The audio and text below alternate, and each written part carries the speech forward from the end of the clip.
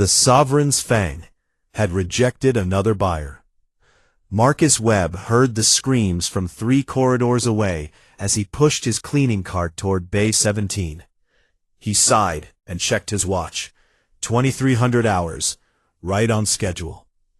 Every few weeks, someone new tried to bond with the legendary Valkyrie warship, and every time, the ship sent them running, or flying in some cases. Marcus had worked as a night shift janitor on Nexus 7 for 2 years now. The massive trade station floated at the edge of civilized space, where aliens from 1,000 worlds came to buy and sell everything from spices to starships. The premium docking bays, where Marcus worked, housed only the most expensive items, and Bay 17 contained the most expensive item of all. The screaming stopped. Marcus heard running footsteps, then saw a Thalkreen noble sprint past him, all 4 arms clutching his head. Purple blood dripped from the alien's nose. 2 medical drones chased after him, beeping urgently. "That's the 10th one this month," said a voice behind Marcus. He turned to see Yenna, one of the station administrators. She was a Rogathi, with blue skin and 3 eyes that blinked independently. She held a datapad and looked tired. "The auction house is losing patience," Yenna continued. 3 years they've been trying to sell that ship. 10,000 buyers, 10,000 rejections. Do you know how much money they've lost in storage fees alone? Marcus shrugged. "Why don't they just give up?" "Because it's a Valkyrie warship," Yenna said, like he was an idiot. "Do you know what those are worth? The Valkyrie civilization died out 4,000 years ago. Their ships are living vessels, grown, not built. This is the last intact warship anyone has ever found. Whoever bonds with it controls a weapon that could conquer systems." "Seems like the ship doesn't want to be controlled," Marcus said. Yenna's 3 eyes all focused on him. "Ships don't want things. They're just machines, even the fancy ones." She walked away, muttering about cleaning schedules. Marcus continued toward Bay 17. He had floors to mop and trash to collect. The lives of wealthy buyers and legendary warships had nothing to do with him. Marcus had learned that lesson the hard way. 6 years ago, he'd been in the Earth Defense Force, training to be a pilot. He dreamed of flying among the stars, protecting humanity's colonies. But the neural compatibility tests had crushed that dream. His brain patterns were all wrong, the instructor said. Too much activity in the wrong areas. He'd washed out after 3 months. Now he mopped floors. The pay was decent, and nobody expected anything from him. It was simple work. If he felt an ache in his chest sometimes, watching pilots swagger through the station, well, that was nobody's business but his own. Bay 17's entrance doors were open. Marcus frowned. They were supposed to be locked during off hours. He pushed his cart inside. The bay was enormous, designed to hold 3 standard cruisers, but only 1 ship sat in the space, and it took up most of the room. The Sovereign's Fang looked like a work of art, and a nightmare at the same time. Its hull was organic, with curves and ridges that seemed to flow like frozen water. Colors shifted across its surface, deep purples and blacks, with hints of silver. It had wings, but they didn't look like they should work for flying. They looked like they should be on a creature that swam through oceans. Marcus had seen the ship 100 times, but it still made him stop and stare. Something about it felt alive in a way that other ships didn't. He got to work, mopping the floor where the Thalkreen noble had bled. As he worked, alarms suddenly blared. Red lights flashed. "Emergency decompression detected in Bay 17, a computer voice announced. "Airlock failure. Sealing in 60 seconds. Marcus's blood went cold. He looked up and saw one of the maintenance airlocks cycling open. Someone must have damaged it during the bonding attempt. In 60 seconds, the bay doors would seal and all the air would be sucked out into space. He ran for the exit, but the main doors were already closing. Safety protocol.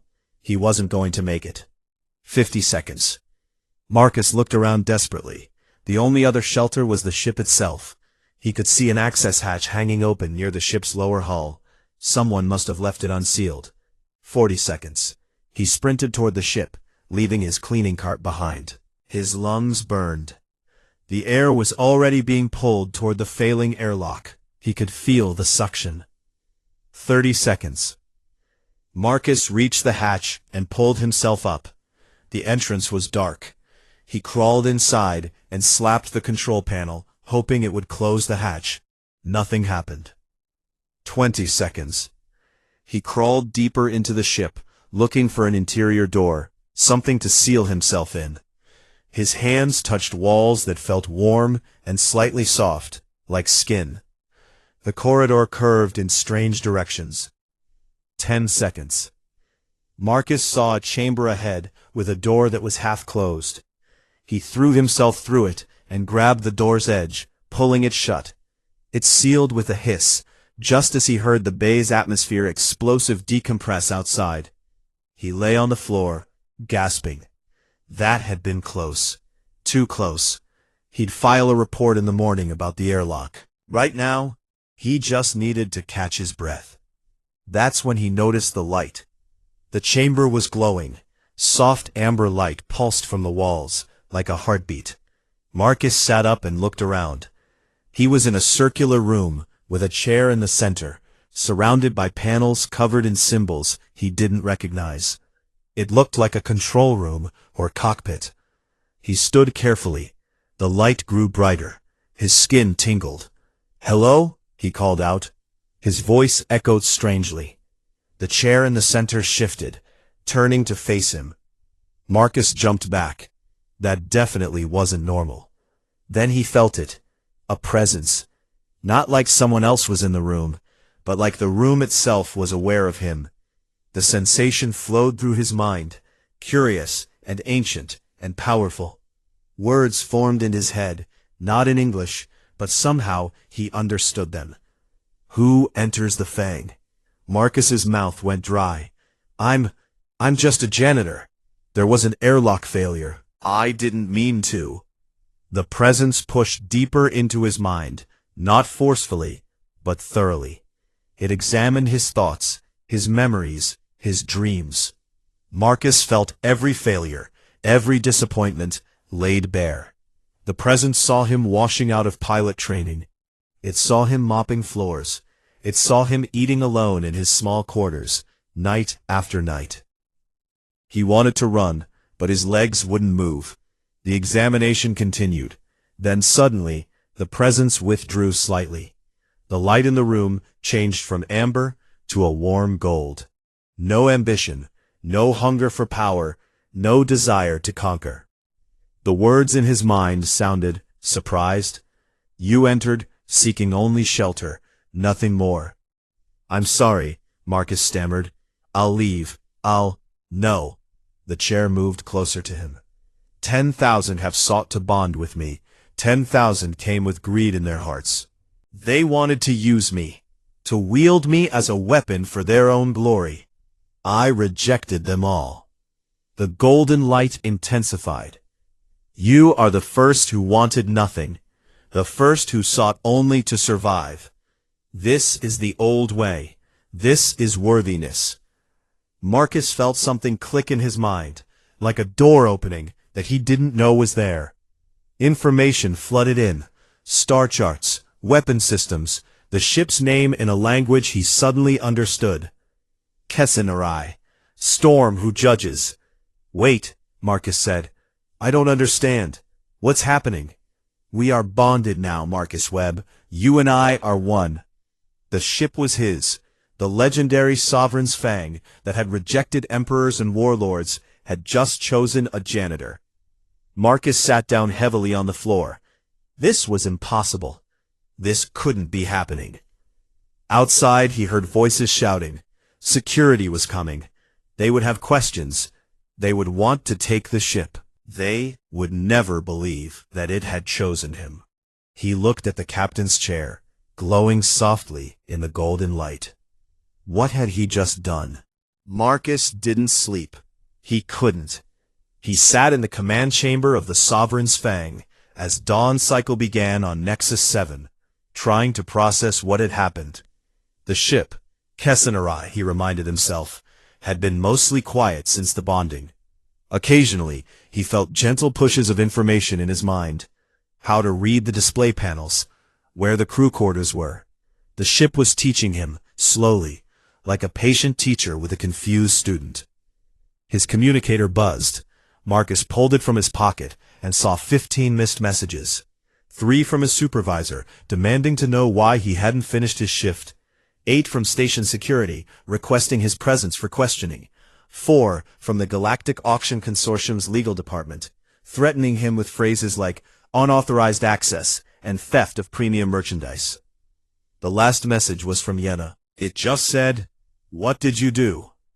Good question. Marcus heard footsteps outside the ship.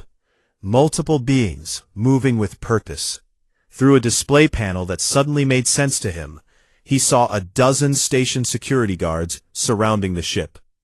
They wore full armor and carried shock weapons. A voice boomed through external speakers. "Marcus Webb, this is Station Security Chief Gormak. You are ordered to exit the vessel immediately. You are trespassing on consortium property." Marcus stood up. His legs felt shaky. "Kessenarai, what do I do?" "They cannot enter without your permission," the ship responded in his mind. "The bonding is complete. I answer only to you now." "But they can cut their way in, right? Or just impound the whole ship with me inside?" "Yes." Not helpful. Marcus made his way to the access hatch he'd entered through. He climbed down and found himself facing a wall of armed guards. Chief Gormak was a Bravaxian, built like a boulder, with 4 arms and rocky gray skin. "Mr. Webb," Gormak rumbled, "please step away from the vessel." "Look, I can explain," Marcus started. "There was an airlock failure last night, and "We know about the airlock," Gormak interrupted. "We reviewed the security footage. You took shelter in the ship during an emergency. That's understandable. But the emergency is over. You need to leave now." Marcus glanced back at the ship. The hull pulsed with soft amber light. "What if I can't?" he asked quietly. Gormak's 4 eyes narrowed. "Can't or won't. The ship bonded with me. I didn't mean for it to happen, but it did." A ripple went through the security team. Several guards exchanged glances. One laughed, then stopped when Gormak glared at him. "Mr. Webb, over 10,000 qualified buyers have attempted to bond with that vessel. Buyers who paid millions of credits just for the chance. Are you claiming that you, a janitor, succeeded where they failed?" "I'm not claiming anything," Marcus said. "I'm just telling you what happened." Gormak tapped a communicator on his wrist. "I need a consortium representative in Bay 17 immediately, and get me a neural specialist." The next hour was chaos. Representatives from the Galactic Auction Consortium arrived, all wearing expensive suits and angry expressions. A neural specialist, a Kixari with tentacles instead of arms, ran scans on Marcus's brain. Security guards kept their weapons trained on him the entire time. Through it all, Marcus felt Kessenarai's presence in his mind. Calm, waiting. The neural specialist finished her scans and reviewed the data. Her tentacles quivered. "The bonding signature is authentic. Neural integration is at 47% and rising. I've never seen anything like this. The subject's brain patterns are unusual." Unusual how? Demanded a consortium representative, a thin Silixian named Mr. Vesk.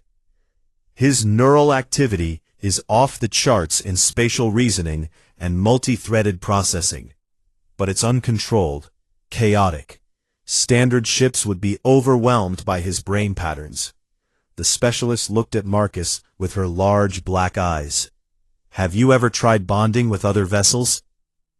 "I washed out of Earth Defense Force pilot training," Marcus admitted. "They said I was neurally incompatible." "Because you were too compatible," the specialist said. "Your brain would fry their systems. But the Velkari ships were designed for neural patterns like yours. They're old enough and sophisticated enough to handle it." Mr. Vesk stepped forward. This changes nothing. The vessel is consortium property, purchased legally from the Archaeology Guild. The bonding was unauthorized. The bonding was survival, Marcus shot back. I took shelter during an emergency. Irrelevant. You will submit to neural severance procedures. No. The voice didn't come from Marcus. It came from the ship itself, broadcast through every speaker in the bay. The voice was female, deep and powerful, with harmonics that made Marcus's bones vibrate. I have chosen. The bonding stands. Any attempt to sever it will result in my self-termination. Everyone froze. Gormak lowered his weapon slightly. Did the ship just threaten suicide? I am Kessenerai, Storm Who Judges of the Velkari fleet. For 3 of your years, you have paraded buyers before me like livestock at market. All of them stank of greed. This one came seeking nothing. He is worthy by the old law. The bonding is sacred. Mr. Vesk's face went through several colors. Now see here. You have 72 hours to vacate this bay and release all claims. After that, I will consider your presence hostile and act accordingly. The ship's weapon ports opened, not far, just enough to make a point. Energy crackled in the air. Security guards scrambled backward. Gormak held up all 4 hands. Everyone stay calm. Nobody do anything stupid. Mr. Vesk pulled out a communicator. I'm contacting Consortium headquarters, and the Thalkreen Empire, and every lawyer in 3 sectors. He pointed at Marcus. You have no idea what you started, Janitor. They left, taking their equipment and threats with them. Within minutes, Marcus was alone in the bay again with Kessenrai. He climbed back into the ship and sat in the command chamber. His hands were shaking. 72 hours, he said aloud. Then what? They'll bring in military ships, or cut power to the whole bay. I'm just a janitor. I can't fight the consortium. You are bonded to a Velkari warship, Kessenrai reminded him. You are no longer just anything. I don't know how to fly you. I've never even been in real combat. I will teach you, but first we must decide. Do you wish to surrender? I will honor your choice. I can sever the bond myself if you ask. I will teach you. But first, we must decide. Do you wish to surrender? I will honor your choice. I can sever the bond myself, if you ask. Marcus thought about his failed dreams of flying among the stars. He thought about how, for the first time in 6 years, something had chosen him, had seen him as worthy. If we run, he said slowly, where would we go? Anywhere, everywhere. The galaxy is vast. They'll chase us. Of course. I could die. You will die eventually regardless. The question is, how you wish to live. Marcus looked at the captain's chair. It didn't look comfortable.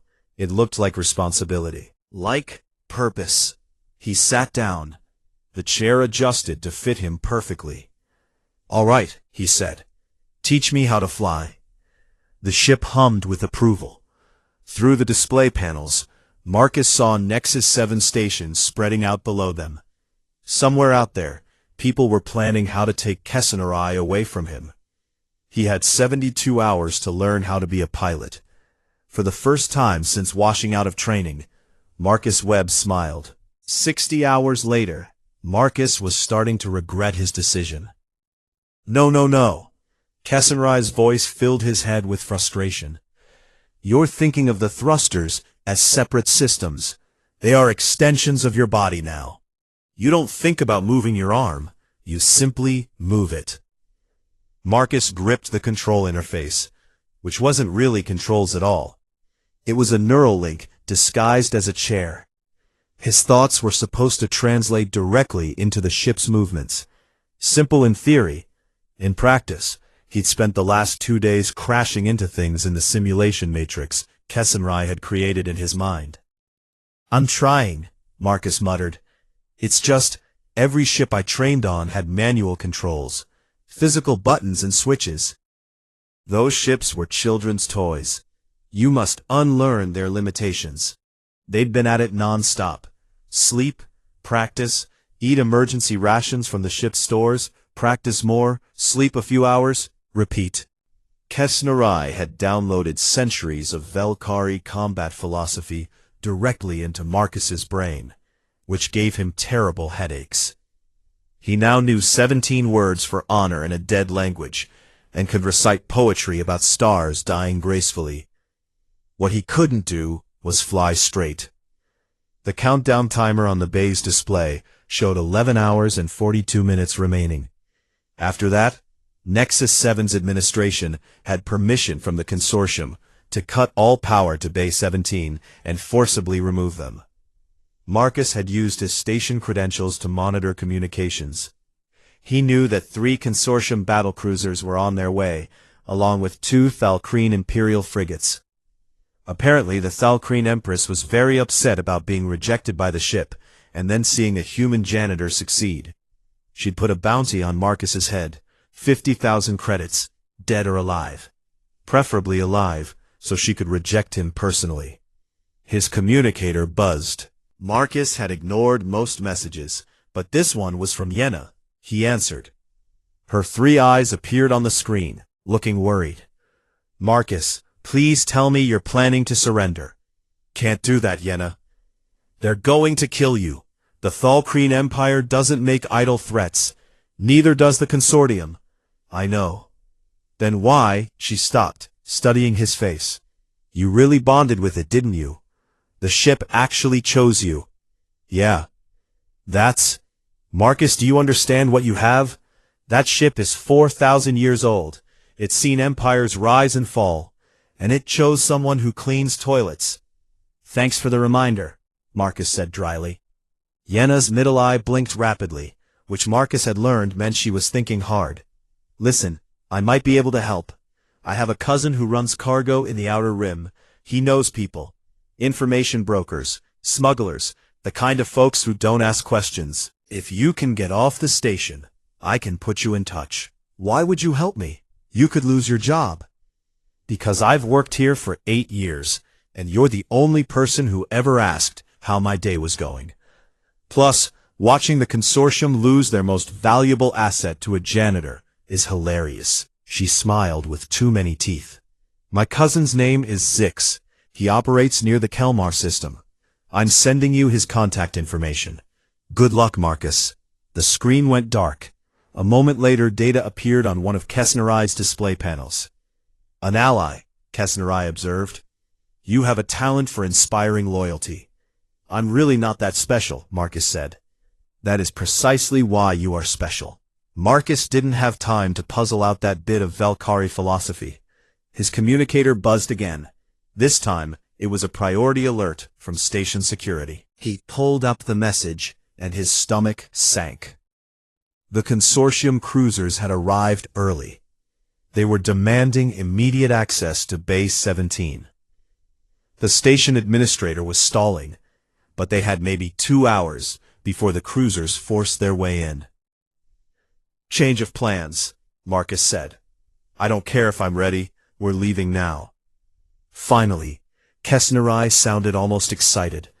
The bay doors are sealed and require administrator codes to open. Can you hack them? Hack is such an ugly word. I prefer persuade. But no, their systems are too primitive and isolated. We'll need to go through them. Marcus's eyes widened. Through the doors? They're reinforced steel, 3 feet thick. And my forward plasma cannons are 4,000-year-old Velkari weapons. I am not concerned about doors. Before Marcus could argue, Kesnarai sealed the internal hatches and activated the ship's shield systems. The bay was about to get dangerous. Station security is going to... They have been clearing the surrounding areas for the past 20 minutes. Chief Gormak is more intelligent than he appears. I believe he knows what we're planning and has decided to look the other way. Marcus pulled up the external cameras and saw that Gormak had indeed evacuated everyone from the adjacent bays. The Bravaxian was standing at a safe distance, all 4 arms crossed, watching Bay 17 with what might have been approval. All right, Marcus said, settling into the captain's chair. Let's do this before I think too hard about it. Weapons systems online. Forward plasma cannons charging. I should mention that this will be very loud. How loud? The Velkari designed their weapons to demoralize enemies through sound alone. Cover your ears. Marcus barely had time to press his palms against his head before Kessenarai fired. The world became thunder. The bay doors, those massive reinforced barriers, simply ceased to exist. They vaporized in a blast of superheated plasma, leaving a gaping hole open to the station's exterior and the void beyond. Alarms screamed across Nexus 7. Emergency bulkheads began sealing, containing the atmosphere loss to just Bay 17. Go! Marcus shouted. Kessenarai didn't need to be told twice. The ship lunged forward. Marcus felt acceleration press him into the chair, but it was gentler than it should have been. The ship's internal gravity systems were compensating, keeping him safe while moving at speeds that would have turned him into paste on a human vessel. They shot through the destroyed bay doors and out into open space. Behind them, Nexus 7 receded rapidly. Marcus saw the 3 consortium cruisers moving to intercept. They were larger than Kessenarai, bristling with weapons. His training screamed at him that they were outgunned. Remember, Kessenarai said calmly, you are not flying a ship. You are the ship. Feel the void around us. Sense the enemy positions not with your eyes, but with your mind. Marcus closed his eyes. Information flooded his consciousness. He felt the cruisers as presences in space, felt their weapons charging, felt their trajectories. It was overwhelming, too much data, but somewhere under the panic, instinct took over. His body moved. The ship moved with him. The first cruiser fired. Marcus twisted. No, Kessenarai twisted, but it felt like his own body moving. The plasma bolts passed harmlessly by. Return fire came from the other cruisers. Marcus dove, spun, danced between the attacks like he was dodging obstacles in a hallway while pushing his cleaning cart. Good. Yes, now. Counterstrike. Kessenarai's weapons fired. Precise shots that hit the lead cruiser's shield generators. The shields collapsed. The cruiser fell back, out of the fight. I did that? Marcus gasped. We did that. Again. The battle became a blur. Marcus stopped thinking of himself as separate from the ship. He became motion and reaction, instinct and flow. 2 more cruisers closed in. He led them on a chase through an asteroid field left over from the station's construction, using the debris like a janitor used furniture, obstacles to maneuver around, tools to control the space. 1 cruiser clipped an asteroid and spun out. The other got too close. Marcus felt Kessenarai's glee as they locked weapons on the cruiser's engines and fired a warning shot. The cruiser retreated. They were through. Open space stretched ahead.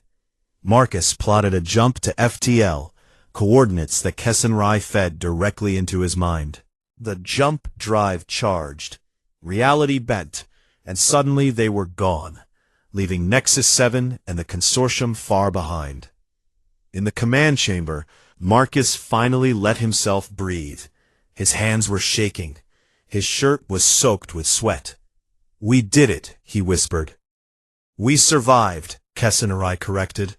Now the real challenges begin. Every power in the galaxy will be looking for us. Great. Just great. Marcus pulled up the coordinates Yenna had sent him.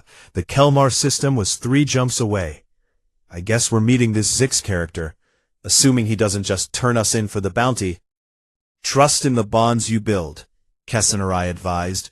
The Velkari learned long ago that the strongest armor is loyalty freely given. Marcus set their course and leaned back in the chair. Through the view screens, stars streaked past in the strange colors of FTL travel. He'd left his mop and bucket behind. His tiny apartment, his simple life, his safe invisibility, all gone. He was a fugitive now, bonded to a legendary warship, being hunted by empires. Why did part of him feel more alive than ever? The Kelmar system was not impressive. 3 dead planets orbiting a dying red star, with an asteroid belt so thick it looked like a solid ring. Perfect smuggler territory, lots of places to hide, far from major trade routes. Zix's base was inside one of the larger asteroids. Marcus followed the coded beacon Yenna had provided, and Kesnarai carefully navigated through the asteroid field. After 2 weeks of practice, Marcus was finally getting the hang of flying. He barely crashed into anything anymore. The asteroid had a concealed docking bay. As they settled inside, Marcus saw it was bigger than it looked from outside. Half a dozen small ships were parked here, along with cargo containers marked in languages Marcus didn't recognize. Nervous? Kesnarai asked in his mind. Terrified, Marcus admitted. I've never dealt with information brokers before. It has worked so far. A figure approached as Marcus exited through the access hatch. Zix was a Torgathi, one of the insect-like species from the Rim worlds. He had 6 legs, 4 arms, and compound eyes that glittered in the dim light. He wore a vest covered in pockets and carried no visible weapons, which somehow made him seem more dangerous. You must be Webb, Zix said. His voice was surprisingly pleasant, almost musical. My cousin Yenna sent word you were coming. She didn't mention you'd be bringing the most wanted ship in the galaxy. It's been a complicated month, Marcus said. Zix's mandibles clicked in what might have been laughter. I've been following your story. The consortium is offering 200,000 credits for your capture. The Thalkreen Empire is up to 500,000. You've made powerful enemies very quickly. Not intentionally. The best enemies never are. Zix gestured with 2 of his arms. We should talk. Somewhere your ship can't be scanned. I have a secure room. Marcus glanced back at Kesnarai. The ship pulsed amber light, which he learned meant agreement. He followed Zix deeper into the asteroid base. The secure room was small and crowded with equipment Marcus didn't recognize. Zix settled onto a cushion designed for his many legs and pulled up a holographic display. Let me show you what you're up against, Zix said. The display showed a galactic map. Red markers appeared across multiple systems. These are confirmed search parties looking for you. Consortium fleets, Thalkreen patrols, bounty hunters. They're covering all major trade routes and colony worlds. More markers appeared, these ones yellow. These are information networks, spreading your description and ship signature. You can't dock at any civilized station without being reported. So I'm stuck hiding in asteroid fields forever? Maybe not. Zix manipulated the display, zooming in on a region of space at the galaxy's edge. There's something you should know. Something that explains why everyone wants your ship so badly. The display showed a dark region of space, empty of stars. This is Sector 0. 3 months ago, deep space monitoring stations detected something emerging from it. The Galactic Senate classified the information immediately, but rumors spread. People like me hear things. What kind of things? Marcus asked. The consuming swarm. Zix's compound eyes fixed on Marcus. Have you heard of them? Marcus shook his head. Few have. They're old, older than most civilizations. They appear every few thousand years, consume everything in their path, then disappear. The Senate, xenoarchaeologists, believe they destroyed the Valkyrie. Marcus felt Kessenarai's stir in his mind, a flash of old anger and grief. The Valkyrie built ships specifically to fight the swarm, Zix continued. That's why everyone wants yours.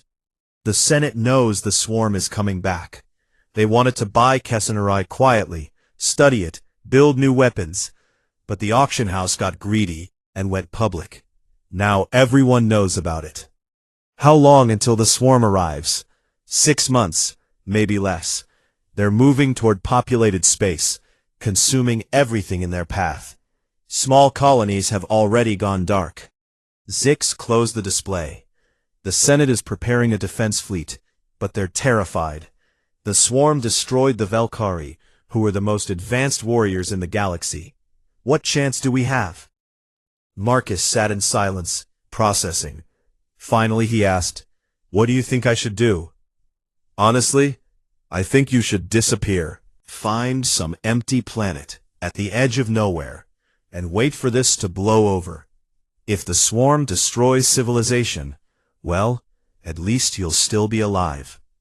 "That's not really an option," Marcus said quietly. "Why not? You don't owe the galaxy anything. You're just a janitor who got lucky." "Tell him," Kessanari urged. Marcus took a breath. "Because Earth is in their path. My home. The Senate contacted me last week. They offered humanity full membership and protection if I surrender Kessanari to them.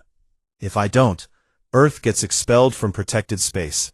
No defense fleet, no early warning systems, nothing." Zix was quiet for a long moment. "And you said no?" "I said I'd fight the swarm myself." "That's insane. You're one ship against a fleet of thousands." "Maybe. But I've been thinking about what Kessanari taught me about the Valkyrie.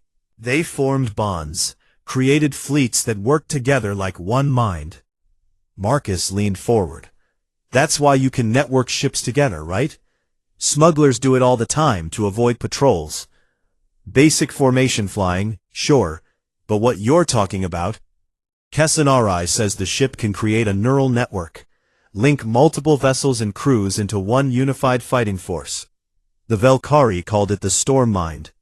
Zix's mandibles clicked rapidly. "That's just a legend." "So were Valkyrie warships, until I bonded with one." Marcus met Zix's compound gaze. "I need ships, crews willing to fight. The Senate fleet will face the swarm head-on and lose. They think like bureaucrats, like committees. But smugglers? You survive by being creative, by finding solutions nobody else sees. You want to build a fleet of criminals and outcasts to fight an extinction-level threat." "Yes. That's the stupidest plan I've ever heard." Zix stood up on all 6 legs. "I love it. Give me 3 days. I'll put word out through my network. Can't promise anyone will answer, but we'll see." "Thank you," Marcus said. "Don't thank me yet. Even if we get ships, even if this storm mind thing works, we're still probably all going to die." "Probably," Marcus agreed. "But I'm a janitor, go bonded with a Valkyrie warship. I'm used to things being impossible." 3 days later, ships started arriving. Not many, 7 vessels total, ranging from a battered freighter to a sleek racing yacht someone had mounted weapons on. The crews were exactly what Marcus expected. Smugglers, pirates, refugees, and people who had nowhere else to go. A few days after that, something unexpected happened. A Falkreen frigate appeared at the edge of the system. Marcus prepared for battle, but the ship transmitted a friendly signal.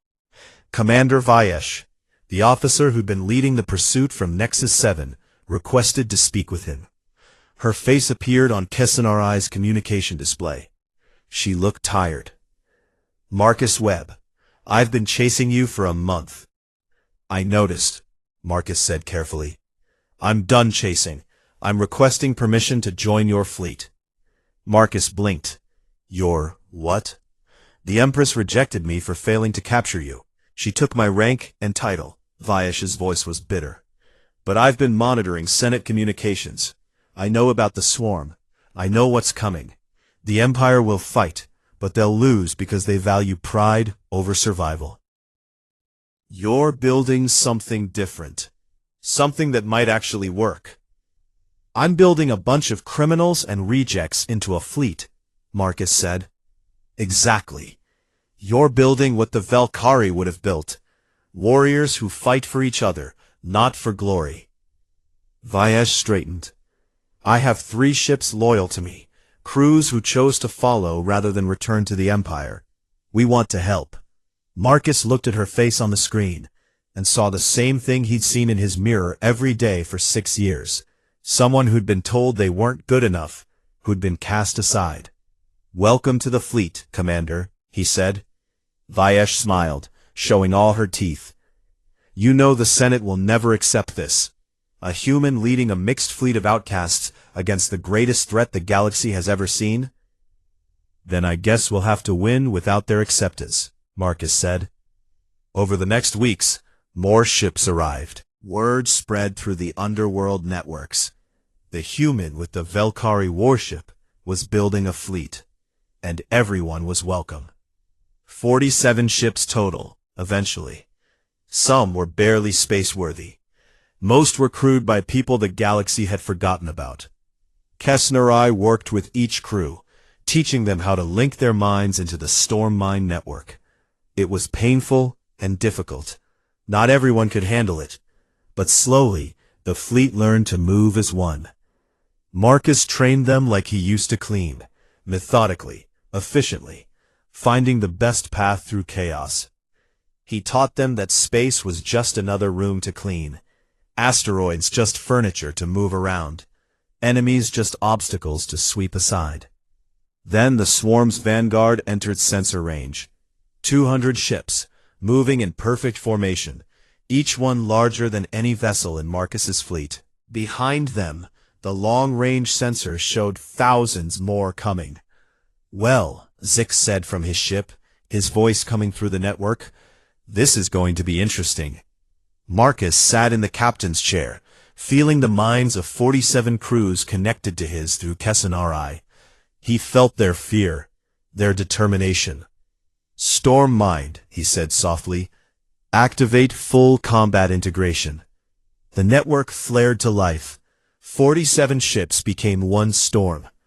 The swarm would learn what happens when you threaten a janitor's home. The swarm's vanguard looked like a wall of death. 200 ships moved in perfect geometric formation, each one a living vessel like Kesnarai, but twisted and wrong.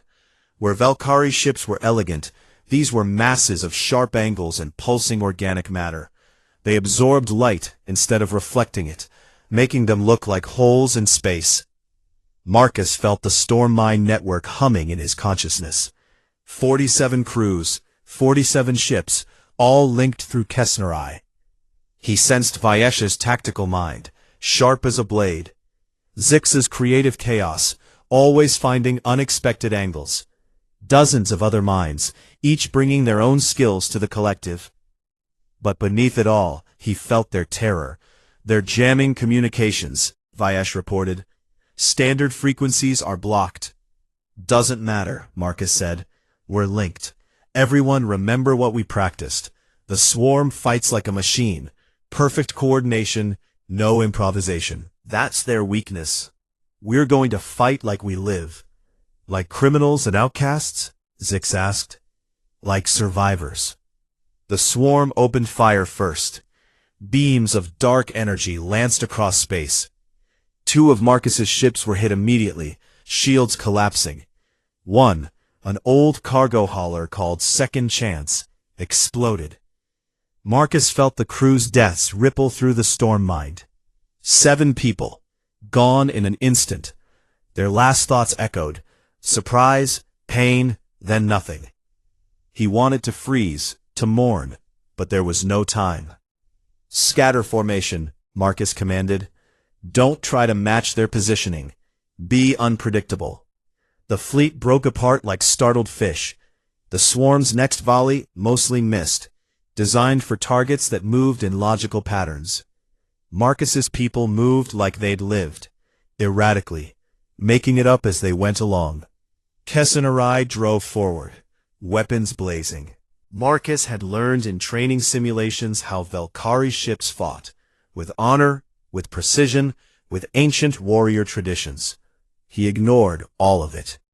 Instead, he fought like he cleaned. He identified the dirt, the swarm ships closest to his weaker vessels. He swept them aside, with concentrated fire, protecting the vulnerable. When swarm ships tried to surround him, he mopped up by venting superheated plasma in wide arcs, creating barriers they had to navigate around. A swarm heavy cruiser moved to intercept.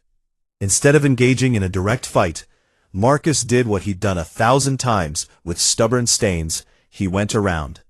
Kessanari dove beneath the cruiser, so close that their shields scraped together, and fired directly into its exposed underside.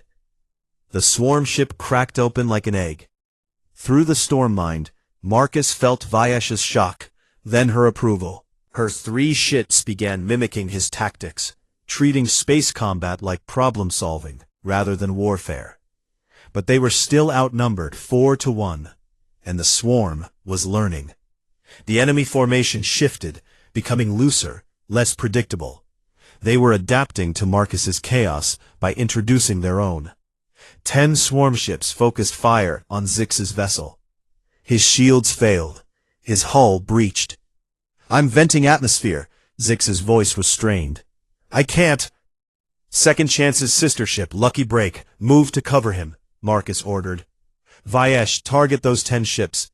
Everyone else, formation Delta 3. The fleet moved as one. Lucky Break, piloted by the dead captain's brother, threw itself between Zix and the swarm's fire.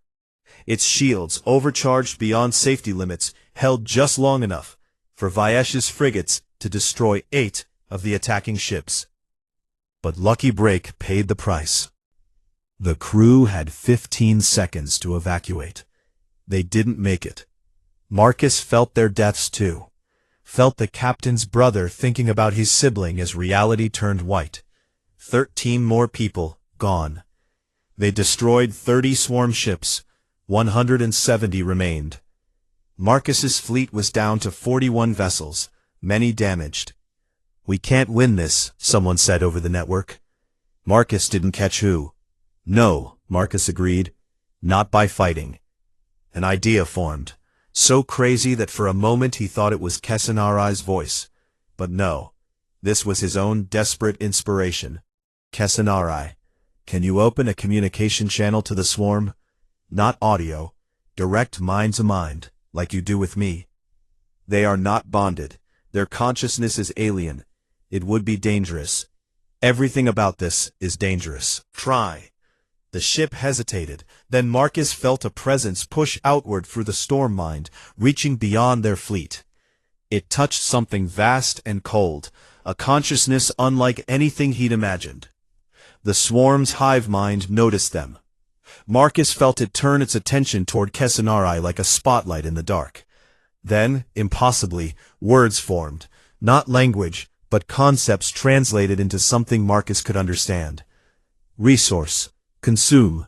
Continue. "Why?" Marcus thought back at it. "Why do you consume?" "Fleeing. Survival. No choice." Through the connection, images flooded into Marcus's mind. He saw the swarm's true nature. Not conquerors, but refugees. Fleeing from something worse, something that existed at the edge of reality. A tear in space itself, growing, consuming everything even faster than the swarm could. The swarm consumed civilizations, not for food or conquest. They needed to become larger, denser, heavy enough to escape the gravitational pull of the anomaly chasing them. They were running, had been running for millions of years. "You're afraid," Marcus whispered. "Fear, yes. Survival, priority. What if there was another way?" Marcus sent images of his own. "Scientists, researchers, the collective knowledge of the galaxy's civilizations. What if we could help you find a solution that doesn't require consuming us?" The swarm's hive mind considered. Marcus felt it analyzing, calculating. Then, improbable. No evidence of success. Consumption is certain. But not guaranteed to work either, is it? You're still running, still afraid. The swarm didn't respond. The connection wavered. Through the storm mind, Marcus felt his fleet's confusion. Vyesh sent a pulse of understanding. She saw what he was attempting. Zix, patching his ship's hull breaches, sent skepticism but also hope. "Give us 1 year. Marcus broadcast. Let us try to help you. The galaxy has millions of scientists, technology you've never seen. Humanity alone has survived a dozen extinction scenarios by being creative. Let us be creative for you. And if you fail, then you continue consuming. Nothing changes. But if we succeed, you stop running. You stop being afraid. Isn't that worth 1 year? The swarm was silent for a long moment. Through the link, Marcus felt it conferring with itself. Millions of individual organisms debating through their hive connection.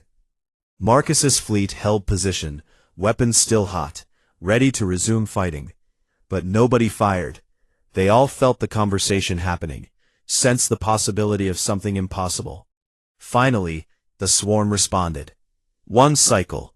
You will research. We will wait. In designated space. If no solution, we continue. Agreed. The swarm ships began to withdraw. Slowly, cautiously, they pulled back from Marcus's battered fleet. Within an hour, they'd retreated to the edge of the system. Marcus collapsed back in the captain's chair, suddenly exhausted. Around him, the storm mine network buzzed with disbelief and relief. Did we just, Zik started, negotiate with an extinction-level threat? Vayesh finished. Yes, we did. They'll still destroy us if we can't help them, someone pointed out.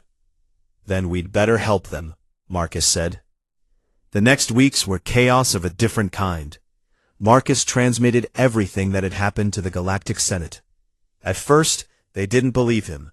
Then they were angry he'd negotiated without authorization. Finally, they realized he'd bought them time.